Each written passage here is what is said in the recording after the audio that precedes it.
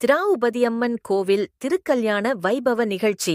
ஆனைமலை தர்மராஜா திராவுபதி அம்மன் திருக்கோவிலில் குண்டம் திருவிழாவை முன்னிட்டு மார்ச் 5ஆம் தேதி இன்று காலை 11 மணி அளவில் அம்மனுக்கு திருக்கல்யாண வைபவ நிகழ்ச்சி நடைபெற்றது.